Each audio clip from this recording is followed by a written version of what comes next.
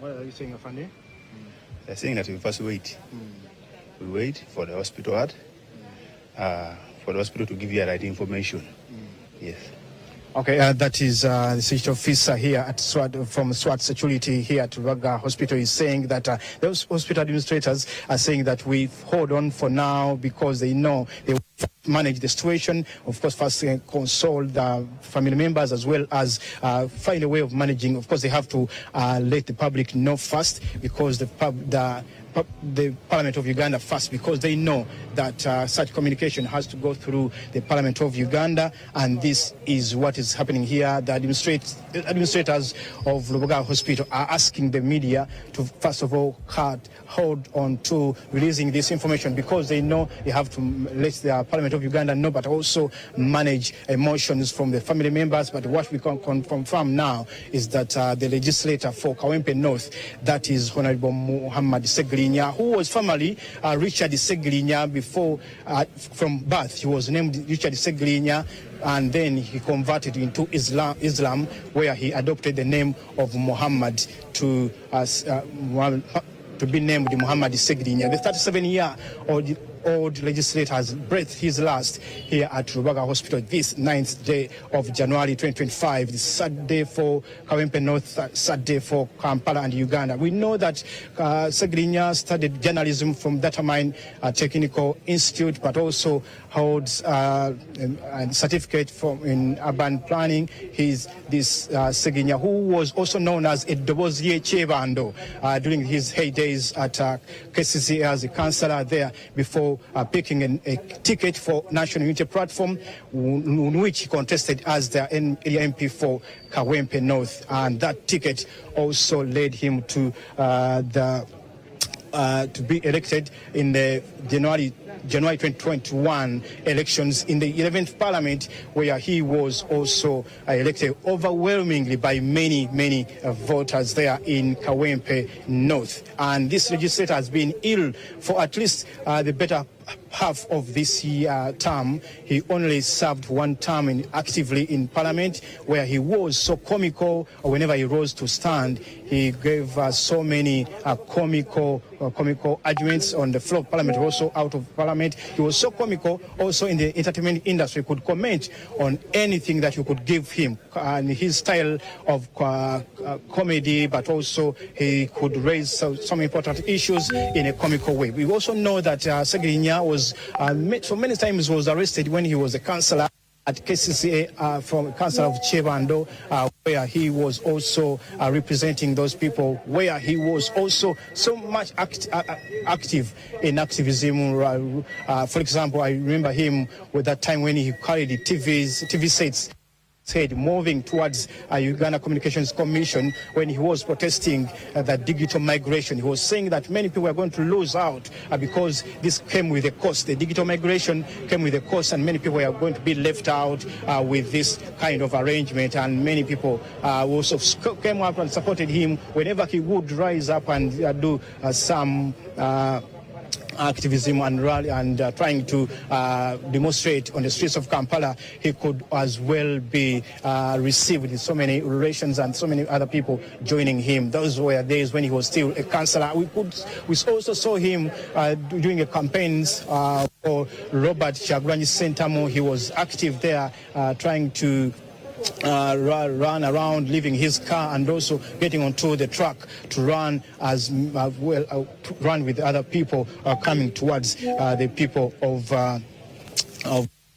those who are supporting Robert Kyagulanyi Ssentamu. He was one of the people who were trying to run around and show support to Honorable Robert Kyagulanyi Ssentamu, the party president for a National Unity Platform. He is well known as Edobozie Chebando because he was the councillor for Chebando, but before attaining the ticket for National Unity Platform.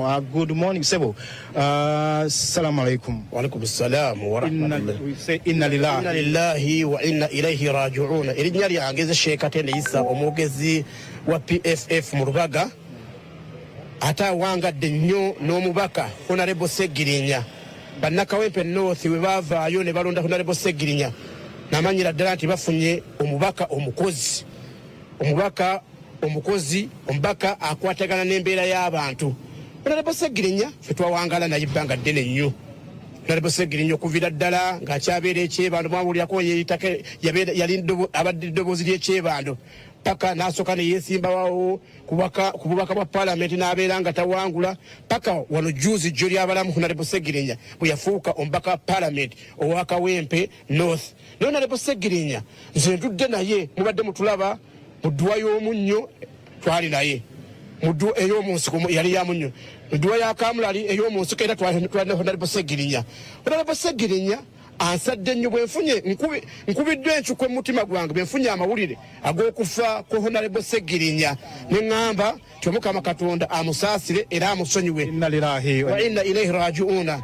Kanyoleko ne ba National Unity Platform abalala kwe bali wano okubanga bayingirawo wano kubanga boogerako n'abantu. Of course we can see presented by Muhammad Ssegirinya that will be picking his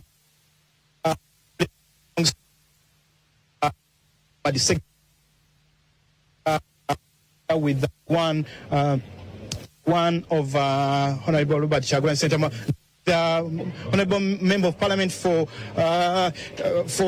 matching with Honorable NTV. It's Saturday for Ugandans here.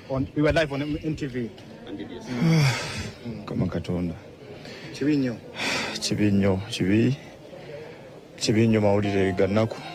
Ssegirinya tewalifudde mu kaseera kano. Ssegirinya twali tulina sitoole nnyingi ez'okutegeeza bannayuganda.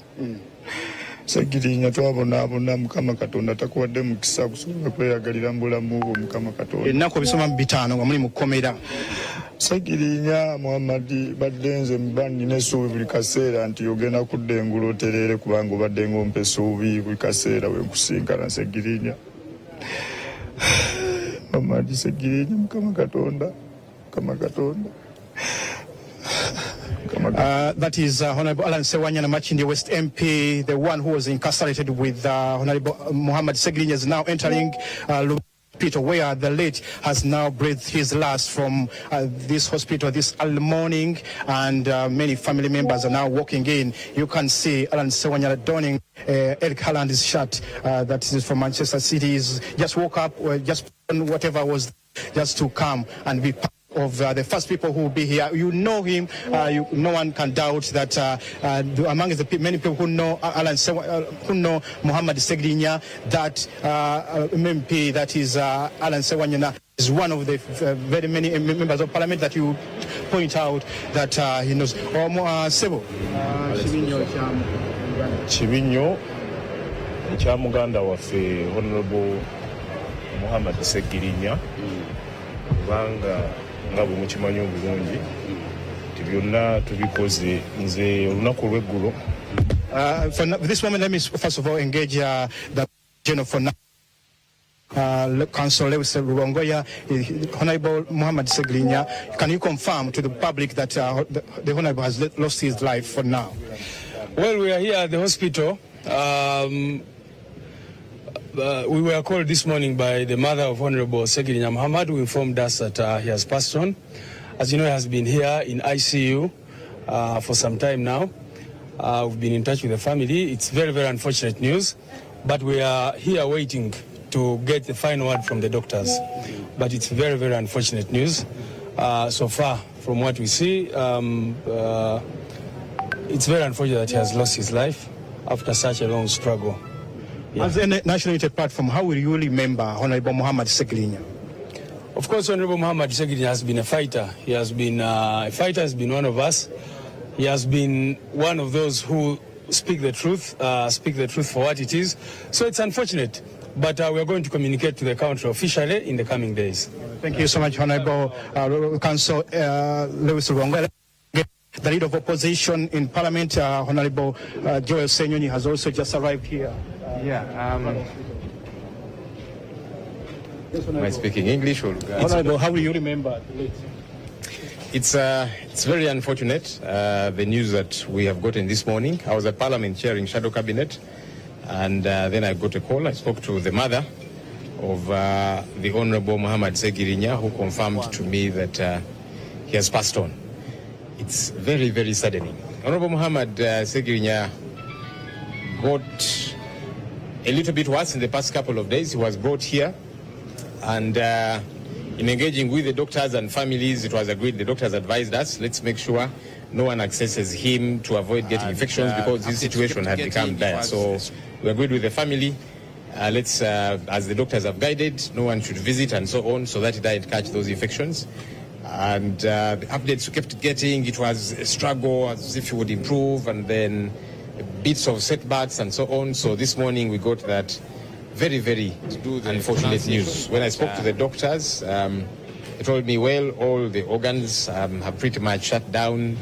They said they're waiting to themselves do the pronunciation, but yeah, clearly that's what it is, because the mother has also got a briefing from other medics. So it is sad that our colleague has passed on. It's very, very sad morning. How would you remember your colleague as the leader of opposition, but also your member of National Unity Platform?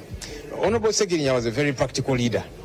Very, very practical. You know, sometimes we imagine leadership is about speaking too much English, wearing nice suits, and so on. That wasn't Honorable Ssegirinya. He was very practical. He would go to the ground, connect with the people, and that's the kind of leader that he was. He was a grounded leader, a community leader. So we shall very much miss that element. We know that at the time of his death, he still has a case with Alan Ssewanyana in court. How will you take on that case? What does his death mean for this case? Well, as a lawyer, but anyway, you don't even need to be a lawyer, because if there's a case on your head and you're out of the picture, the case does collapse. So that's now to do with the case in court. Yeah. Thank you so much, Honorable. Honorable Katumuleka agende maaso agenze eri okulaba yingidde mu kasenge omubiri gw'omugenzi Muhammad Ssegirinya omubaka wa Kawempe North wegugalamiziddwa for now. Mu kaseera kano abakulira ekibiina kya National Unity Platform omuli akulira oludda oluvuganya gavumenti omukulu Honorable Joel Sonyonyi omubaka wa Nakawa West amaze okutuuka ku ssa ne ssaabawandiisi w'ekibiina ekya NUP omukulu Lewis Bongoya kussa n'abamu ku bamemba bannafamily eya omugenzi kati Muhammad Ssegirinya eyali Richard Ssegirinya nga yakazaalibwa. Embeera waliweeri nyiza okutegeeza nti esansa okuba ekinyikagobe abantu ab'enjawulo kanjala kwogerako n'omukulu ono kubanga amanyi nnyo mukulu Muhammad Ssegirinya muli driver we angambye embeera kati weeri kyali nzibu ddala but for now wakiyinza okutegeeza nti abantu ab'enjawulo muli abakulembeze ab'enjawulo abaka ba parliament andabye omubaka wa Makindye West Alan Ssewanyana ono nno ye yasibwa ne Muhammad Ssegirinya okumala ennaku 524 nga bali mu kkomera oluvannyuma lw'okukwatibwa nga gavumenti bavuddeko emisango egyekuusa ku kitta abantu ekyali e Masaka omwali abantu 26 battibwa nga bakozesa ebiso. Abantu bano abattibwa kyagambibwa gavumenti yabagulako emisango nti be bamu abaka bana babiri omugenzi kati Muhammad Ssegirinya kossa ne Alan Ssewanyana nti be bamu ku baali emabega w'ekita abantu kino wabula kati waafiiridde emisango gibadde gikyagenda mu maaso nga bayimbulwa ku kakalu akakooti wabula ng'era emisango gibadde gikyagenda era ng'ali mwayisiiyi wano nga tekiki mukulu Joel Ssenyonyi kati ne tulinda afunemu amaanyi era n'ensaba abasawo nti bw'aba afunyemu olungubanguba ng'asobola okwogera Muhammad Ssegirinya yasomako n'asoma ku byamawulire n'asomako ku Data Mine Technical Institute era awo we yava n'ayingira n'ayagala nnyo ebyamawulire. Mbadde mumulaba nnyo ku YouTube ng'alina abantu bangi abamugoloberera okubanga okwagala kino kw'amawulire kwe yadde alina nga kwamuwaliriza nnyo okubanga kooti nga bamuguddeko ebisango ebijweteke ne bamumma beiru ne tulwana n'afuna beiru ne Alan Ssewanyana ne baddamu ne bamukwatira ekiggo mu mbeera enzibu ennyo nga bwe mwagiraba. Ssegirinya n'atwalibwa emulago, twatuuka ku emulago ng'ali ku mugo gwa Ntaana gwennyini. Abasawo ne bakola ez'enjawulo. Waliwo medical superintendent wa prisons yakola alipoota kakolaki Kakoraki yakola alipoota n'agiwa ne sipiika wa paalamenti n'abagamba bannange mukole kyonna ekisoboka mujje Ssegirinya mu kkomera agende mu ddwaliro agenda bafiirako mu kkomera eripoota eyo musawo wa gavumenti naye era alipoota ne bagiziimuula tugenda okulwana okumaliriza okufuna bbeeyi ku Ssegirinya ng'obulamu bwe bukeeye okutandika okulwana mu malwaliro wuuyo agenze Nairobi wuuyo agenze Ruddawa ng'embeera etabusenga nyabadde mulwanyi ekirala ekinnume ennyo nti Ssegirinya atobye n'obulamu buno ffenna obulamu buno Allah yabutukuteekera tubweyagaliremu naye Ssegirinya atobye n'obulamu okuviira ddala nga muto okunbye yayitamu nga kansala okufuuka kansala n'okutuuka nga memba wa paalamenti talina kyaganyoddwamu ye ng'omuntu mu kifo ky'abamemba wa paalamenti naye ng'abeereddewo nnyo abantu ekyo kye tusinga okumujjukirako ebintu bibiri nti Ssegirinya abadde mulwanyi alwanirira eggwanga lye eddembe ly'obuntu obwenkanya ate nga Ssegirinya ayagaliza abantu abalala ayina omutima ogulumirirwa nga bw'alaba ono aboyaana ayina okutuukawo alabe ki kyasobola okukola mu bunafu bwe mu busobozi bwe obutono Mukama amuwummuze mirembe amuwe ekiwummulo eky'emirembe amusonyiwe byonna ebyamusobako. That kind of experience that you went through as his lawyer, but also the family, I could see his mother running up and down, going to parliament, pleading for his life. What does it mean for the administration of justice, but also this case? It's a message to Mr. Museveni and his team. You see, we have a constitution, we have a Bill of Rights. Even if you have issues with somebody and they are facing charges, they must be protected. Life is paramount. You must guarantee that even if they are facing a trial, they are at liberty to access medical attention. They are at liberty to get whatever facilities they need to be strong, to be alive. But we realized actually they were condemning Ssegirinya and Ssewanyana to death. They prejudged them, they convicted them before trial. And that was the thing. So this talk of no bail, this talk of no bond, it's going to affect so many people. You see, I may be having my own underlying issues. And these are the reasons that I envisaged under the laws to allow accused persons to be admitted to bail so that they can attend to those problems, those underlying issues they may be having. So I may be hypertensive, I may be diabetic, I may be having some issues that require to be admitted to bail so that I attend the trial coming from outside. So curtailing civil liberties is a very, very big problem. So what aggravated Ssegirinya's situation and caused the deterioration of his health is that incarceration, in endless illegal incarceration without allowing him to access physicians of his choice and getting medical treatment from prior to his arrest. By the way, he had visited his physicians in Germany. He was there before. And he pleaded, we put all this in black and white on paper. In all the pleadings we put there, we insisted that, look, this is the record of this gentleman. His life is in danger. Please, do you want to try a dead body? Get him out of jail. Have him, allow him access medical facilities of his choice. When he's stable, you try him. Can you imagine even recently, the ICD court here issued the criminal summons for Ssegirinya to appear before court when he was actually grounded here in the hospital. How insensitive can our justice system be? How insensitive can our leaders here be?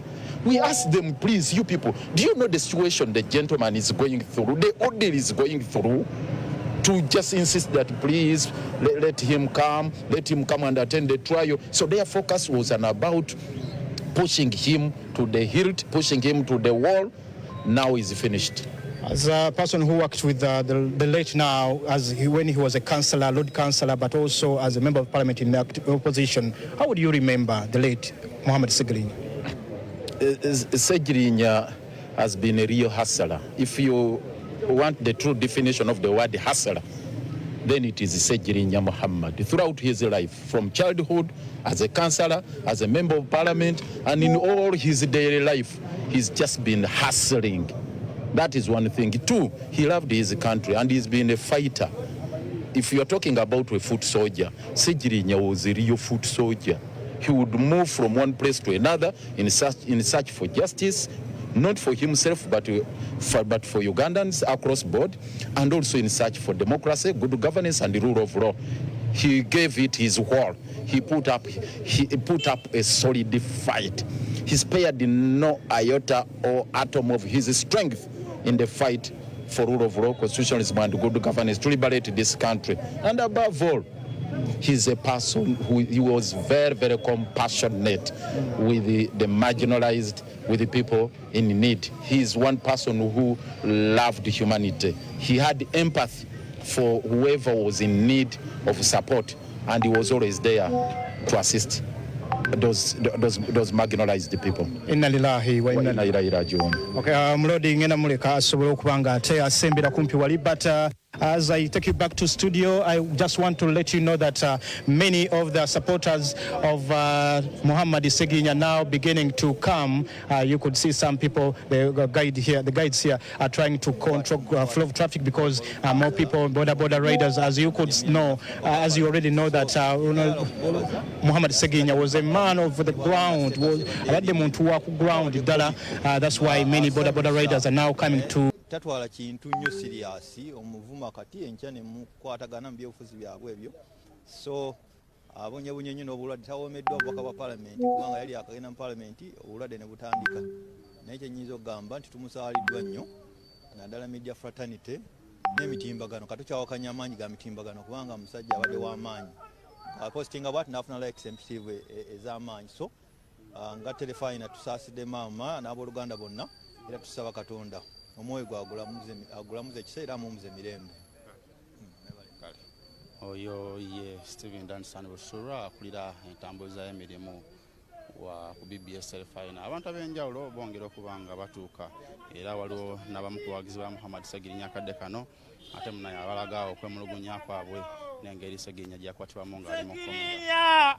Obulwadde bwo bwonna buvudde mu kkomera umula mirembe olwaniridde ensi yo Ssegirinya naye mbabulira abasajja mu aba movement abalowooza mu bino byalwali byakubalaata mujja kisasulira obudde bwammwe bwe butannatuuka Museveni ne gavumenti yo mwatulugunya Ssegirinya ne Ssewanyana naye laba omubaka agenze abamu babiyita bya kisiru bino si bya kisiru okulwanirira ensi yo ensi etabanguse buli kintu kiri ku bikukujju kati baabo batandise kujjawo bbeeyiru bikimanya biki ekigendererwa kyekyo babanyige babateeke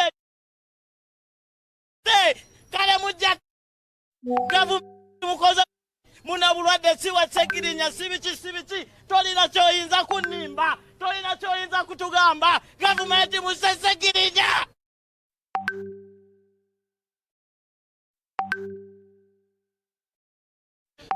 Bamu ku bawagizi b'omubaka kati omugenzi Muhammad Ssegirinya ate munaye abasobola okubanga batuuka mu kuddwaliro wano era ne balaga obutali bumativu bwabwe. Abantu ab'enjawulo bongera okubanga batuuka wano era meya wa Lubaga Zake Mberaze Mawula y'omu kwabo. Amawulire ga nnaku nnyo naye kikyojjukira ku bulamu bwa Muhammad Ssegirinya n'obuweereza bwe.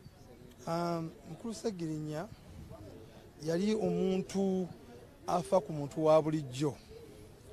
Ekyokubiri ensonga yonna eziri mu bantu ba bulijjo asegera bulungi mwami Ssegirinya kubanga gye yava wansi by'obufuzi bye yali asinga nnyo okuwangana n'abantu abasembayo wansi mu bantu mu community.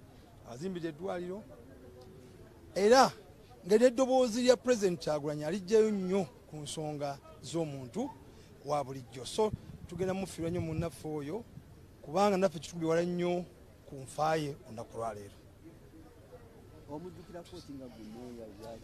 Mujjukirako nnyo kubanga teeryanga ntama ku nsonga yonna eruma omuntu waffe asembayo abalonzi be abamulonda bakiikira bulungi. So kigakutuluma nnyo ng'abantu okufiirwa kuno okwa munnaffe oyo era bannayuganda ng'ekibiina tufiirwa nnyo empagi mu kibiina kyaffe ku bantu abafa ku bantu kubanga omuntu alondebwa naye tafa ku bantu bano abasembayo naye abadde omwoyo gwe gwonna n'obulamu bwe bwonna ng'alwanirira eddembe ly'obuntu ng'era alwanirira abantu be ng'eddoboozi alituusa wala eri abantu abo abamulonda. Meya Sserunjogi oli omu ku bakulembeze mu Kawempe era Muhammad Ssegirinya gy'ava kiki kyojjukira ku buweereza bwe n'obuntu bulamu n'obuweereza bwe eri ekibiina n'abantu? Okutwalira awamu nga Kawempe division kaseera kazibu nnyo tuli mu kunyolwa okuviibwako member of parliament wa Kawempe North ku Ssegirinya kitalo nnyo kitalo ddala ku Ssegirinya Kawempe North yali agiteeka ku level y'enjawulo era member wa parliament abadde kuba bwe yalondebwa bwati yatandikirawo okukola tumugamba nti y'omu ku bamemba ba palamenti abakozi ababadde basuubirwa abadde balinamu essuubi ery'amaanyi ennyo kubeera olwatula mu ntebe bwati n'atandikirawo okukola n'alaga akabonero ak'okukola so buli muntu yenna mu Kawempe abadde alina essuubi nti Mukama ajja musaasira awone naye kyannaku nnyo nti agenze Ssegirinya abadde afaayo ku muntu owa bulijjo kuba akabonero ko kake yalaga nga yakalondebwa kaali kalaga memba wa parliament afa ku bantu naye kati wuuno Mukama amututte abonyebonye Ssegirinya ne bw'obadde bw'omusanga ku kitanda ng'era alowooza bantu be aba Kawempe North abadde aboogerako enkya n'eggulu era ng'akakasa ti Katonda bw'anansaasira n'empona nja kukola kino na kino so kiseera kizibu nnyo Kawempe North kiseera kizibu nnyo Kampala yonna n'eggwanga fiiriddwa memba wa parliament abadde asuubirwa nti ajja kubaako ekyenjawulo kyakola okulaba nga eggwanga lyaffe ligenda mu maaso. Mukadde kano bannamateeka b'enjawulo bawakanya ekya bail okubanga ne police bond zigibwawo naye ate Ssegirinya y'omu ku babaka ababadde bagezaako ennyo mu kaseera yali mukomera okusaba bail nga kigaanibwa abantu abamu bagamba nti oba oliawo kino kyekyabirako n'obulwadde obwo okweyongera. Factors nyingi nnyo zetutunuulira ezivuddeko obuzibu tewaliwo kubuusabuusa gavumenti erina ekyokuddamu kinene nnyo okufa kw'omubaka waffe tekirinako kibuuzo twagala gavumenti eveeyo ennyonnyola abantu okubonyaabonya Ssegirinya kwe yabonyaabonyezebwa nga yakamala okubeera memba wa parliament ku kintu ekitaaliko bujulizi tetusobola kukirumamu ng'aba Kawempe North okufa kwa Ssegirinya gavumenti ya Uganda terinawe kwejjiramu kubanga baamubonyaabonya ku misango gitaliiko bujulizi kitaliiko kitulabako tetusobola kukisirikira ekyo nga bannakawempe tulina okunoonya n'okubuuza ripooti ekwata ku ebyo lwaki yabonyaabonyezebwa kuba Ssegirinya bw'amala okulya yakafuna obwami ali eno bamutaddeko ebisango bamusibye balinyiridde eddembe lye bamugaanyi oba bamulemesezza n'okufuna beyiro gy'ateeka okufuna mu mateeka ne bagaana okugimuwa era obulwadde ne bumuluma mpaka kutuuka kufa kwe nga bwe kutuuse. So gavumenti ya Uganda nga bannakawempe tubabuuza mutunnyonnyole kubanga awatali ekyo tukimanyi nti mmwe muviriddeko omubaka waffe okugenda. Oyo ye meya owa Kawempe ow'eddembe Emmanuel Selenjogi era nga wamu n'abantu era abakulembeze abalala mu kibiina kya National Unity Platform n'abakulembeze abalala mu Kampala beeyongera okuba nga batuuka ate era ku ddwaliro lino erubaga okwongera okulondoola n'okumanya era abasinga buli ajja yeemulugunya ne balaga obutale bumu bwabwe naddala ku ngeri Ssegirinya ne Alan Sewanyana ababaka ba palamenti okuli owa Kawempe North n'owa Makindya West gye bakwatibwamu n'okutuuka okuba mu maakakalu era n'okuba nga abantu bano omu we baviira mu kkomera bonna bali bakosefu naye nga obulamu bwa Ssegirinya ate bo bwali bubeera ddala kati ate nno bano bagamba nti oba oliawo ebbanga lyamala mu kkomera nga tabeereddwa kakalu lyakola kinene nnyo mu kumukosa ekimuviiriddeko n'okuba nti embeera ye eyagayaga era neremerera abasawo nga bagamba nti oba oliawo singa yafuna akakalu abasawo bandibadde bamwanguyira era oba oliawo embeera teyandibadde ng'etuuka eno akadde kano amawulire go gakyali gannaku buli muntu ajja wano alaga enyiike abasinga omubaka ono bamwogerako mu ngeri ez'enjawulo kubanga Ssegirinya akadde kano ye ate muna yasizza ogw'enkomerero twekuli nga BBSL na era sigala ng'otulondola ebintu eby'enjawulo tusaabikutuusaako byonna tugenda okuba nga tubikuwa mu mpeeza zaffe zonna era nga n'akadde kano tukyagumbye wano era enteekateeka yonna erina bayefulumiziddwa ekibiina kya National Unity Platform oba NUP omubaka ono mwava ate era nayo tujja batuyongera ogikutuusaako nkugambye abakulembeze ba National Unity Platform okugira ddala wakulira oludda olwabula gavumenti mu palamenti Joe Ssenyonyi ate Secretary General w'ekibiina kino David Lestu Bongoya ababaka okuli Alan Sewanyana ne wa National Unity Platform bonna batuse mu kitundu kino. Emmanuel Serunjoji meya w'Ekawempe ow'eddembe naye ali mu kitundu kino. Zaki embeera z'emawula ate naye meya ate munayo Warubaga naye wali ebisinga twongera okuba nga tubikutusaako era nga ne Robert Kalemera gwenkola naye ebifaananyi ayongera okuba nga abikuwa n'okulaga buli muntu atuuka mu kitundu kino. Abawagizi beeyiwa mu ddwaliro lino buli olukya era abamu beemulugunya batuusa okwemulugunya kwabwe mu ngeri ez'enjawulo era nga n'abakulembeze bagamba nti okukandalirizibwa kw'ababaka bano mu kkomera kye kimu ku byasajjula embeera y'obulamu bwabwe n'okuba nti akaseera Ssegirinya we yayimbulirwa yali embeera emaze okugayagaya nga organs ez'omunda esinga zikoseddwa kale nga ne bagezaako okumujjanjaba embeera yeyongera kuba mbi. Kakati ffe tuli wano ku ddwaliro e Rubaga okwongera okutuusaako byonna byonna nga ebitambula mu kitundu kino.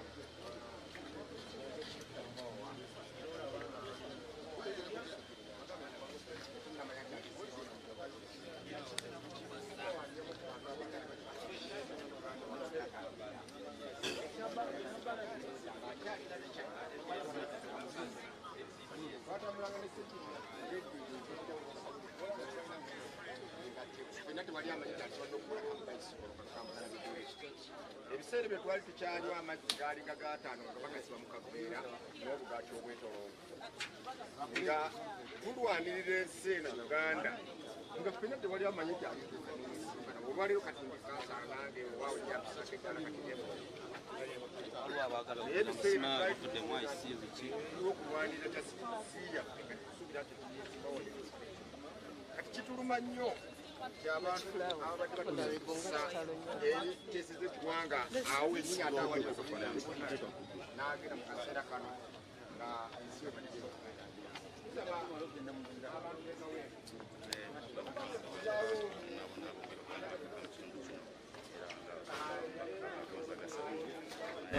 batuuse ku ddwaliro lino era okwongera okuba nga balondoola embeera eno yonna yonna nga bwetambula naddala wano ku ddwaliro e Rubaga ate munayo Mbaka Muhammad Ssegirinya ate bwe yafiiridde. Abantu ab'enjawulo bo buli kaseera bongera okuba nga abeeyiwa mu ddwaliro lino okuba nga balondoola abamu amawulire gonna yonna gye gabasanga bajjabuzi mu kitundu kino okwongera okulaba nga ate munaye batuuka era abasinga bogera ku buweereza bwa Muhammad Ssegirinya nga omubaka abadde akoledde abantu b'ogamba otya kikyoyogera ku Muhammad Ssegirinya kikyojjukira mu buweereza bwe? Nansamba Mariam ly'erinnya lyange, kansala omukyala akiikirira abantu b'Emmengo, Kampala Central Division Urban Council. Ekisookera ddala kitalo nnyo, kitalo ddala nga bannayuganda tufiiriddwa omuntu abadde alumirira omuntu wa wansi. Honorable Ssegirinya mu buweereza bwe mu kisanja kye ekisooka ku bubaka yagezaako okuddiza abantu be. abantu babeekawempe nga buli ssaawa tumulengera ku BBS ng'addiza abalonzi be ng'akutte ku ssente ze entono zaafuna n'addiza omuntu asembayo owa wansi. Nazzi kuno tubadde tuludde okiraba nga bannabyabufuzi baddiza abantu baabwe naye Honorable Ssegirinya abadde ayagala nnyo abantu be. Bannakawempe mufiiriddwa omuntu atagenda kuddizibwawo, omuntu abadde ayagala buli muntu ku levo ye ey'enjawulo. Tusaba omwoyo gwe Omukama Katonda agulamuze kisa. Kiki muyigiddeko nga bakulembeze naddala mu buweereza bwe? Mu buweereza bwe nze kye muyigiddeko nga kansala w'Emmengo nasooka tegeera mbu abalonzi be bakama bange nakiyigira nnyo Honorable Ssegirinya. So nsaba abakulembeze mwenna abali eyo mutegeere mbu bakama baffe be balonzi abaatusindikawo kubanga Honorable Ssegirinya abadde akiraga mbu abalonzi be bakama be. Gamba otya amaanyi gwani kiki muyigidde ku Ssegirinya? Erinnya lyange nze Ssaalongo Ssemwanje Ronald, kansala akiikirira omuluka gw'Emmengo. Kitalo nnyo ekyokufiirwa muganda wange kubanga Ssegirinya abadde muzirango ate nange ndi muzirango. N'olwekyo kitalo nnyo ekyokufiirwa omusajja abadde omuvumu. Kye muyigiddeko Ssegirinya abadde musajja muvumu nnyo, abadde alemera ku nsonga ate abadde omusajja aw'ekitiibwa abamusingako. N'olwekyo kyempa abakulembeze bannange bonna tutwale ekyokuyiga ekyo Ssegirinya kyalaze nti afudde muvumu, afudde ayagala enkyukakyuka era alwanirira enkyukakyuka. N'olwekyo naffe abasigadde tusigale nga tulwanirira enkyukakyuka mu ggwanga lyaffe Uganda. Mukama Katonda abakuume. Kale webale nnyo bakulembeze ab'enjawulo abongera okuba nga bayiika mu kitundu kino buli kaseera era nga wetuli okwongera okuba nga tukutuusako embeera eno nga Robert Kalemera wabikulaga gwe atugoberedde obutereevu ku BBS Refiner era naffe tukyagumbye ku ddwaliro ebisinga byonna byonna tugenda kwongera okuba nga tubikuwa mu mpeereza zaffe era nga n'akadde kano tukyali mu ddwaliro wano ku ddwaliro Lubaga tugambye buli kadde akayita abantu ab'enjawulo bongera okuba nga bayiika ku ddwaliro lino ate munaye olw'amalire g'okufa kw'omubaka wa Cape North Muhammad Ssegirinya.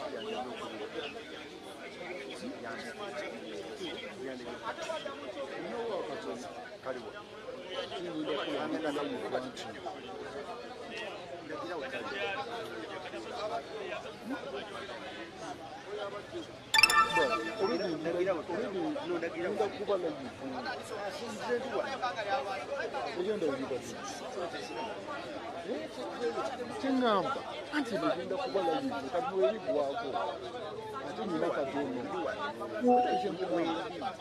bakwadde mujira okozesa ebyo nze ndindimu bibera mugumu bwintavyo bukwatira wange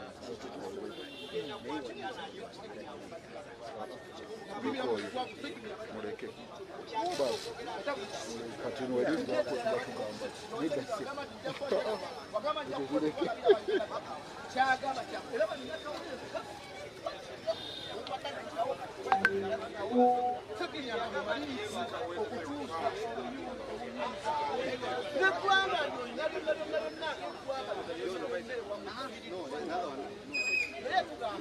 Bannaffe abagezaako okwanguya abageza kwa wali wabangulira te katonda alina kwa wabangulira okufa kwa fedi bakola tetubaga kinamu esawa kiri kusooka yo musozi Ssegirinya olabingira akabatta Saddam Hussein Saddam Hussein bwafa waliwo abaddawo yirakalitereranga kati olwaleero ng'oyo yabuye okufa kwamu n'omukwata n'omuteeka ebisango sango kyate baabaate ebijambuya nota Ssegirinya Ssegirinya bangi bagenda kututumuka eggwanga lirina abantu bangi bannaye abatulugunya bannamwe namwe muli baana abantu bajje mubeera nejje musula mutulugunya bannamwe nakola bateeka makomera bila kubamwe nemusiba abantu bitaliimu Ssegirinya olwale Ssegirinya okukoyamu mukomera abatateereranga naye njagala okubategeeza namwe mujja genda namwe mujja genda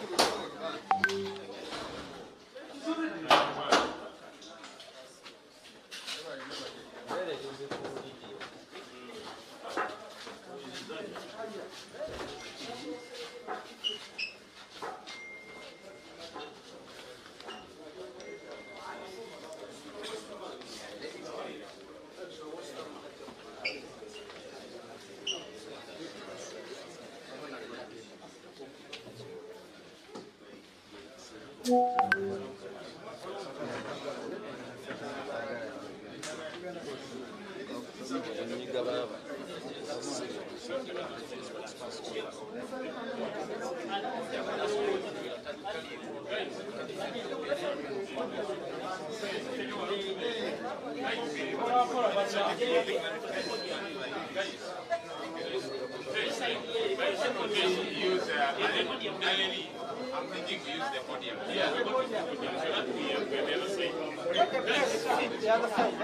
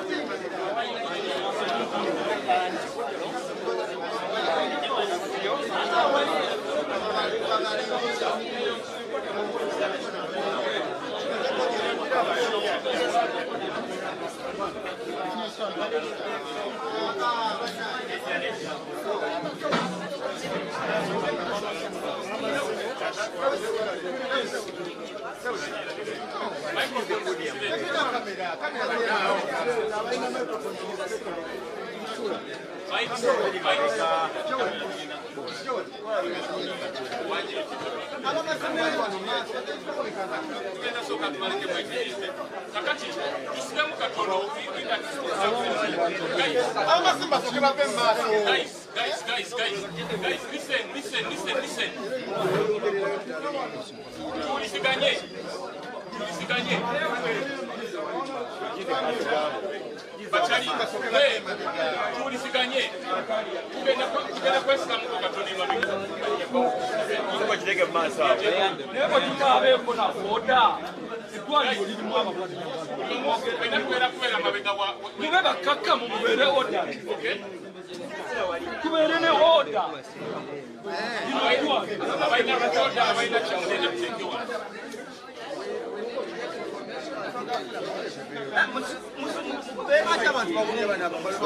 Musirike baogere tuve wano eddwaliro tugenda kulisiganya, okay?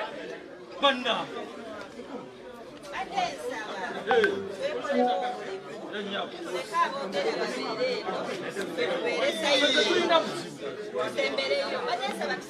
banaye muwulirize ku mukyalo ono kyabagamba.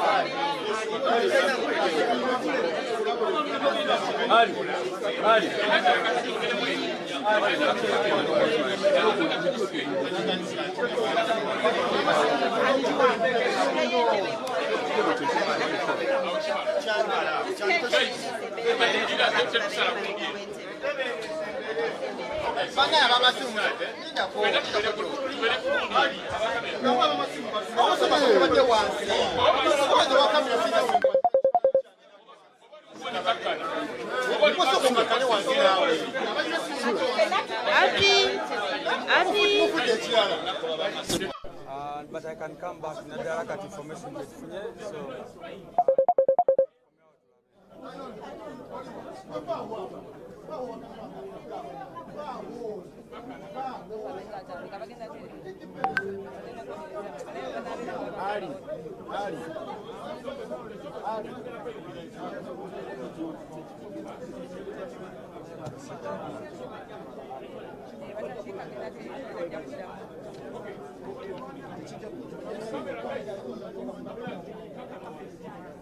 Tandike banange. Marvin. Hello? Make that clarification now.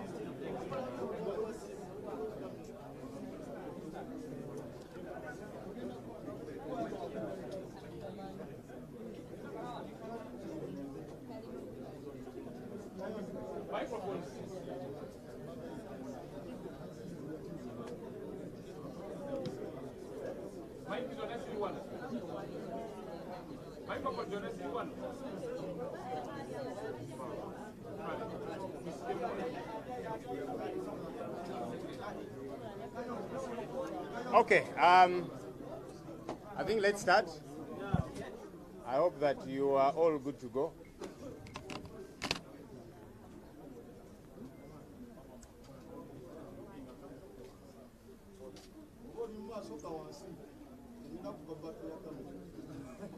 Bana intandike kubanga maloboozi gakyali manyi.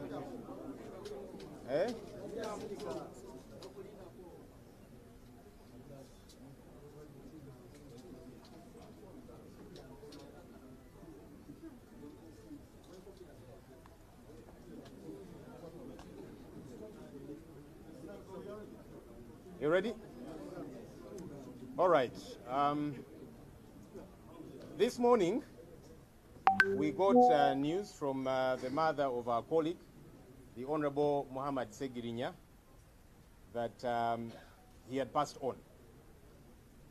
Honorable Ssegirinya was brought to this hospital, Lubaga Hospital, a couple of days ago. His situation had become dire. He had over time stabilized, and so he was on and off. When he got dire, he was brought to hospital here for proper attention. He's been in ICU, and when we engaged the doctors told us, together with family, to make sure that people don't come to see him, guests and so on, to avoid him catching infections because he was in a very critical condition. So he's been that way for a while. His situation has been deteriorating for the past couple of days. And this morning, the doctors told the mother that he had become brain dead, and almost all his organs had shut down. In fact, all his organs had shut down. And of course, that's what now, through the mother of balance, she got in touch with us and told us that Hassan, the Honorable Muhammad Ssegirinya, had passed on. We rushed to hospital. I was able to access ICU together with Comrade Lewis Rubongoya. Of course, other leaders did join along the way. But the interface we had with the doctors have told us that what still is in place is a very slight pulse because he's on a vent, he's on a machine. So yes, he's brain dead, all organs have shut down, but there is still a small pulse. And according to them, professionally, it would be unethical to declare him dead on their end when there is still that pulse. So they are saying they can't give us any hope. They don't know what the day will be like by close of day, but they're also saying they're not good.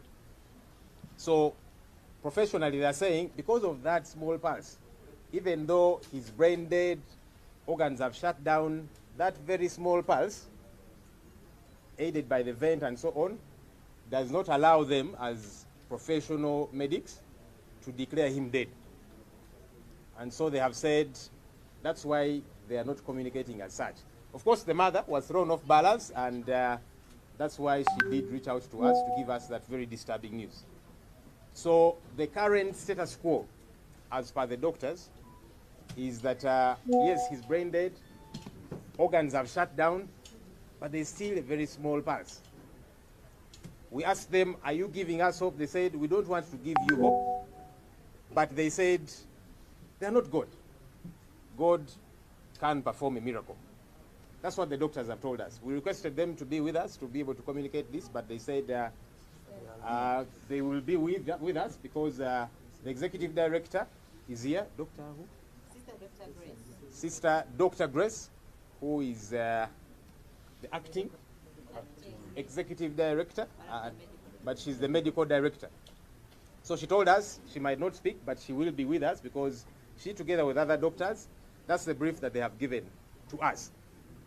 Our call to the people of Uganda, and especially the people of Kawempe North, which he represents, is let's keep praying for him. The doctors are saying he's in a very critical condition, brain dead, organs shut down, but there is that small pulse, aided with the vent and so on.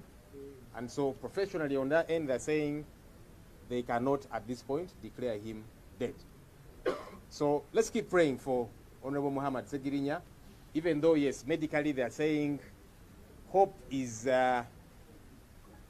it's a fairly grim picture, but there is God in heaven.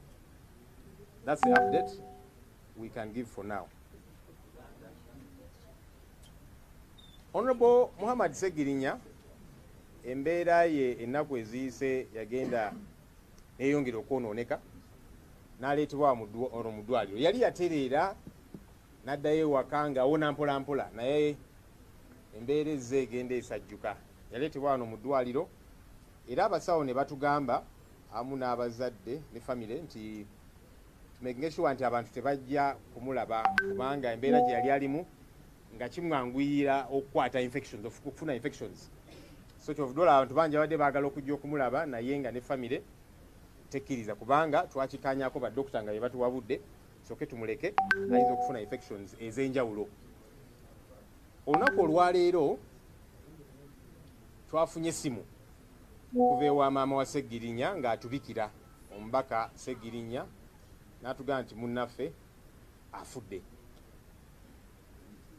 Era amawulire ne gayitingana ne tujja wano mu ddwaliro tuzze ne tusinkana abasawo ne tugendako mu ICU okulaba munnaffe. Kyetulabye era abasawo kye batunnyonnyodde,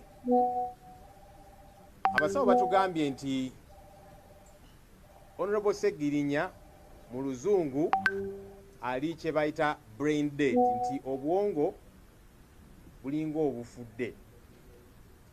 Organs zonna zishatinze down zisirise, naye omutima gukyakubamukko akatono. Yes, ali ku machines ezimuyambako n'ebirala. So batugambye nti organs zonna zishatinze down naye omutima gukyakubamu akatono, ezi machines ezimuyambako. So kati abasawo bo batugambye nti bo nga bo tebayinza kudeclaringa oba okwanjula nti Honorable Ssegirinya afudde olw'amateeka agabafuga ng'abasawo. Babagamba kasita mubanga mukyalimu ka heartbeat ako kakabe katono katya, machines baba bazirekako era nga tebasobola kudeclaringa nti Honorable Ssegirinya afudde. So weewaawo maama bwe babimunnyonnyodde byonna byonna ye ng'alabira ddala omwana we afudde, kwe kutukubira n'atubikira. Naye abasawo twabadde tubasabye batunnyonnyolemuko ne bagamba nti bajja kubeerawo wano, era tulina Sister Dr. Grace nga yaliwo ng'akulira eddwaliro, ye medical director era yakiikiridde executive director w'eddwaliro. Batunnyonnyodde nti yes, Honorable Ssegirinya embeera gy'alimu mbi nnyo, obwongo busirise, organs zisirise, naye mukyalimu ka heartbeat ako. So bo nga bo tebagenda kwanjula eri eggwanga nti Honorable Ssegirinya afudde olw'amateeka agabakwata, ka heartbeat ako ke kakyalimu. Kyetusaba bannayuganda naddala abantu b'omu Kawempe North, Honorable Ssegirinya gy'akiikirira, twongere essaala Katonda gy'ali era akyakola ebyamagero, era abasawo batugambye nti ekisobola okubeerawo kyamagero. Kyetusabira mu kaseera kano eyo update gye tulina.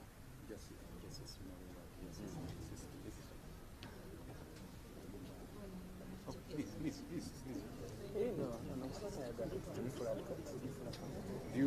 We don't want to appear like they're forcing you. No, I'm okay. Okay, great. Let's listen to Sister Dr. Grace. She's the medical director of the hospital, but she's also acting executive director as of now. So let her give us a quick update. We've convinced her to just share something. What I can say is to confer with Honorable Ssegirinya and the other officials who have been able to visit the patient who is critically ill. He is critically sick. What I can say, he needs our love, he needs our prayers, though we cannot declare him dead, but he's critically sick. Thank you so much. Muganda waffe mulwadde nnyo. Era yetaaga okwagala kwaffe, yetaaga essaala zaffe. Tumwongere essaala, ffe abasabo tujja kuba tubatuusaako buli ekigenda mu maaso, kubanga era tugezaako okukola buli ekisoboka. Mwebale nnyo, mwebale ddala. Kale, thank you. Sister Dr. Grace. My name is Sister Dr. Grace Nanyondo. I'm the medical director, currently acting as the executive director. Thank you. Okay.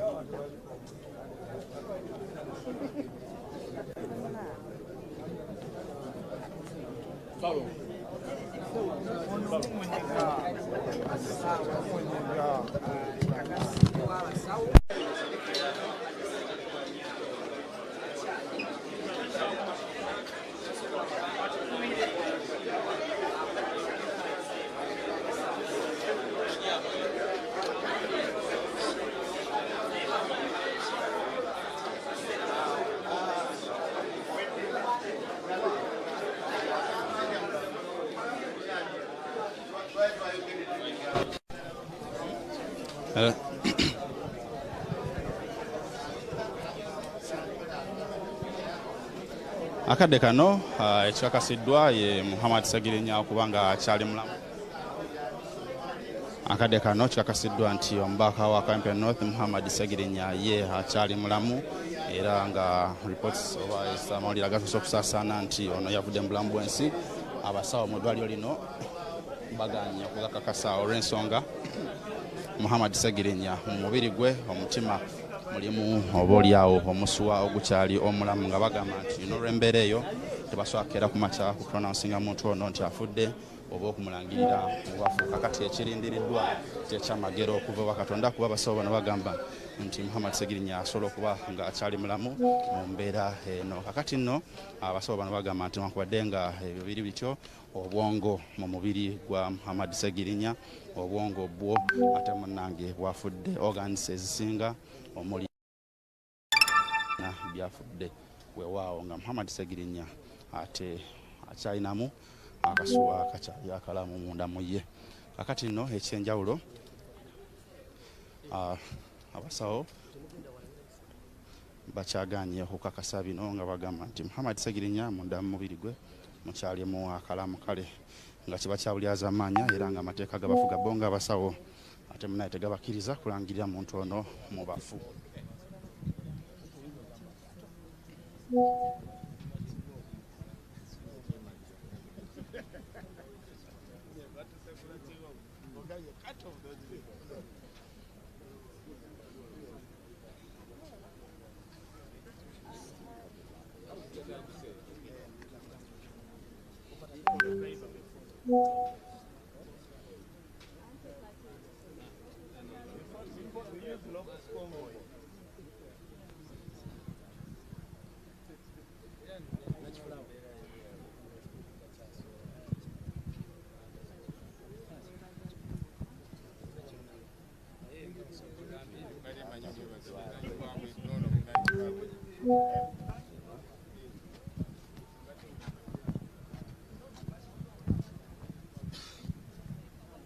Robert Kwendi.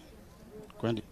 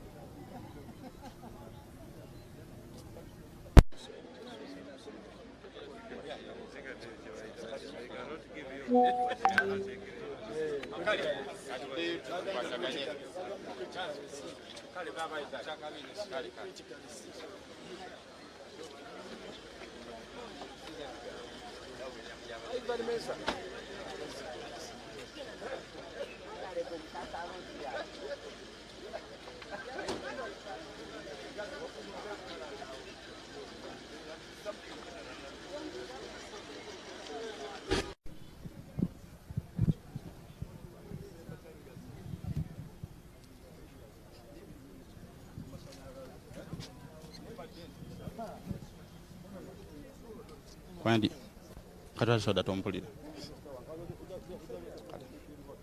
Soka tukole. Kale hakade kano okusinzira ku kulirembera oludda olwabula government mu parliament Ssegirinya n'abasawo mu ddwaliro lino ery'Olubaga omubaka Muhammad Ssegirinya